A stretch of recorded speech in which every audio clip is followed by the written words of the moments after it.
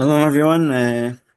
Today, we'll find another connection to the mission that we just learned with Benedict. We were talking about the fruit that has to be estimated for tithing, and it's not really related to Shabbat, but in terms of the idea of fruit being spread out in a certain area, and we're going to talk about gathering that fruit.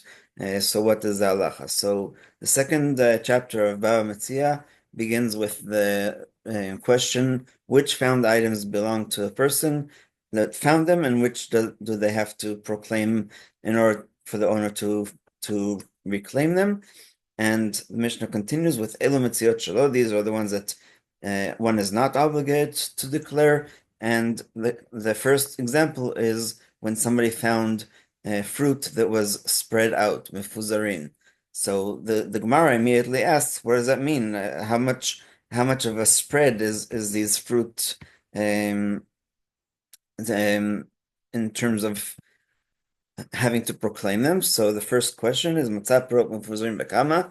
How many fruit does a person find? And Rabbi Yitzchak gives the opinion that is Kav Ba'armot. Kav is approximately half a gallon, and Arba'amot is 6 feet by 6 feet. So if you found a half a gallon of fruit in terms of not weight but rather volume, spread in a 6 by 6 square feet, then that is permissible. But if you found less than that, if you found more than that in the same small area, it means that it for sure was somebody that must have not known that his basket is torn or such. So gathering these fruit is our topic today, and that is in the last halacha of chapter 19 is called me'amer.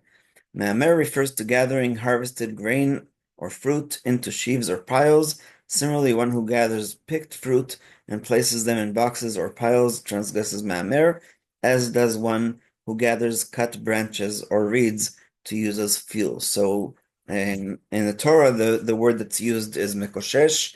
We read that two weeks ago in Pashat Shlach, 2.5 weeks ago, and but me'amer is the general word from the word omer, which we all recognize as the amount that is gathered of the barley in order to count the omer, and that was brought to the temple as an offering. So this malacha, so again, the root of the word me'amer is the verb for the noun omer, as a rule relates to objects that grow in the ground and are still located in the area where they grew. This is because the harvest is generally gathered where it grows. So I don't know if you've ever been to a vineyard or a grove of trees. Each tree actually has a different word in very, very fancy Hebrew, what the verb is for gathering it. But you don't take olives from a tree and just drag it along somewhere else, and that's where you start gathering them into jars or baskets. Same thing with oranges and other fruit. You pick it and you immediately put it into a crate or a box or whatever. So that's how it's normally done. However, some types of produce are gathered in two stages. For such produce, both stages are prohibited by Torah law, even if the second stage does not take place in the field. And one more reference from the Tanakh, the threshing floor where David bought from Aravna, the Jebusite, for the building of the temple, is exactly the idea. So the threshing floor may not be right in the middle of the field, but at the edge of it, but still it is very close by to where the grain grows. So this is the case, for example, when producing a pressed fig cake, which is also mentioned in the Mishnah in Bava Metzia. Just let's see it one more time. Um, it is called igulei dvela. So igulei dvela is a cake, round cakes of pressed figs. Um, so So the first stage in this process involves gathering figs from the field, which is prohibited on Shabbat on account of me'amer. The second stage involves pressing them together to produce a cake.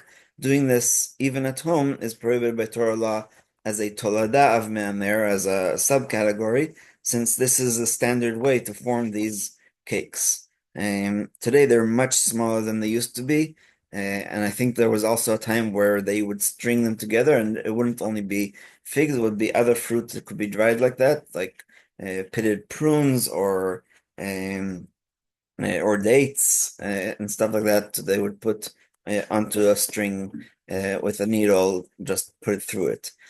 Gathering fruit scattered in a yard is not prohibited by Torah law because they are not located where they grew. So, yet the stage is nevertheless prohibited gathering them because it resembles a weekday activity. However, one may collect a few pieces of fruit and eat them. If the fruit fell in one place and did not scatter very much, one may collect them and put them in a basket. So if you're sitting in your on your deck or in the yard and the bowl with the oranges or other fruit fell to the ground, this is permissible on Shabbat because it didn't even fall off a tree. It fell from where you already had it on the table and such, and so that's why it's permissible. If the fruit fell in one place and did not scatter very much, one may collect them and put them in a basket. If they fell into gravel or dirt, even if they are all in one place, one may not gather them and place them in a basket because doing so resembles borer, because you're taking the fruit out of the dirt. However, one may pick them up one at a time and eat them. One may collect fruit that is scattered inside one's home because gathering items inside does not resemble ma'amer, especially nowadays where we have any kind of hard floor. We don't have dirt in our house anymore. Although, according to Torah law, ma'amer applies only to things that grow in the ground, the sages forbade collecting salt from salt mines, since this salt looks like it grows from the ground. We don't obviously say boreh pri adama on it, but it looks like we are gathering it from the ground. Collecting it resembles ma'amer.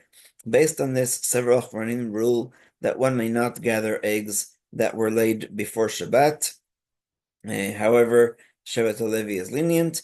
Eggs that were laid on Shabbat are muktzeh, as the Mishnah and Talmud of Beitzah talks about, and therefore one may not pick up even one egg.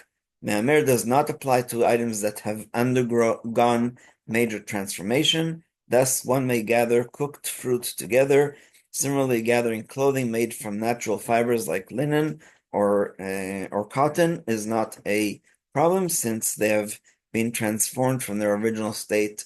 And I think everybody will agree that we don't eat our clothing, even if they are from 100% cotton or linen. And we'll stop here. And we already did chapter 20, so we're going to go to chapter 21 tomorrow, Be'ezrat Hashem.